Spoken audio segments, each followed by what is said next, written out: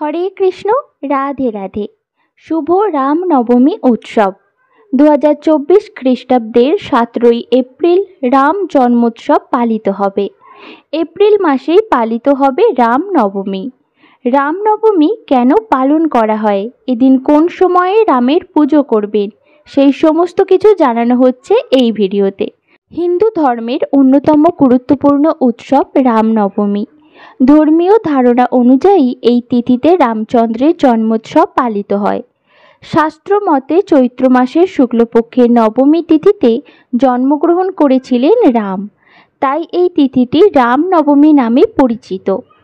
2024 খ্রিস্টাব্দের 17 এপ্রিল রামনবমী পালিত হবে। 16 এপ্রিল দুপুর 1:23 নবমী তিথির সূচনা হবে।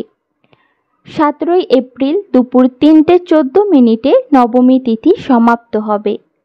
উদয়া তিথি অনুযায়ী 17 এপ্রিল রামনবমী পালিত হবে। রামনবমীর মধ্যাহ্নক্ষণ 12:21। 17 এপ্রিল বেলা 11:03 থেকে দুপুর 1:38 মধ্যে রামনবমীর পুজো করা শুভ। চৈত্র মাসের শুক্লপক্ষের ব্রহ্ম মুহূর্তে উঠে রাম ও সীতাকে প্রণাম করে দিন শুরু করুন। ঘর পরিষ্কার পরিচ্ছন্ন করে বাড়ির প্রবেশদ্বারে আম পাতার তোরণ টাঙান। এই দিন আমিষ আহার বর্জনীয়। রামনবমীর আগের দিন, রামনবমীর দিন ও রামনবমীর পরদিন, এই 3 দিনই আমিষ আহার বর্জনীয়। চা, পান, কফি ইত্যাদি নেশা জাতীয় দ্রব্য বর্জনীয়। রামনবমী কেন পালিত হয়? মর্তে রাবণের অত্যাচার বৃদ্ধি পায়। তার অত্যাচার থেকে মুক্তি পেতে সকল দেবদেবী বিষ্ণুর কাছে গিয়ে মুক্তির উপায় জিজ্ঞেস করেন।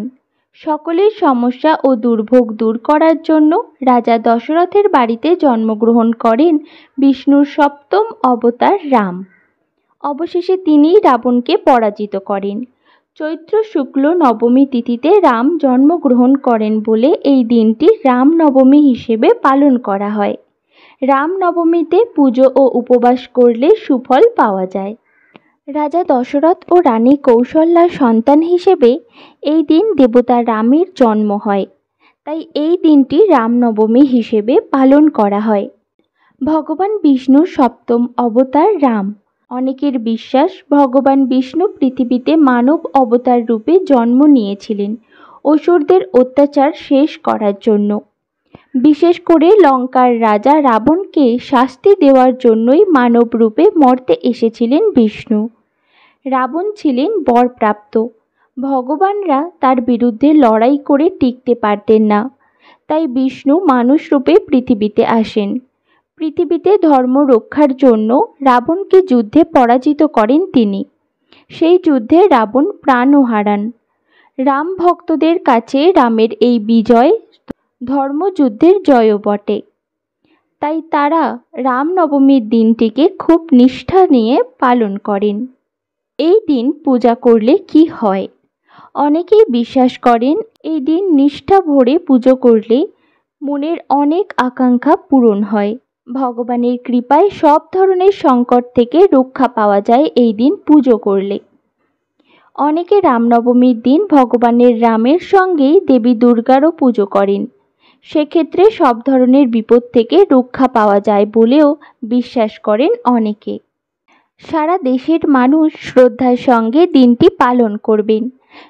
সকলে ভালো থাকুন, সুস্থ থাকুন। হরে কৃষ্ণ, রাধে রাধে।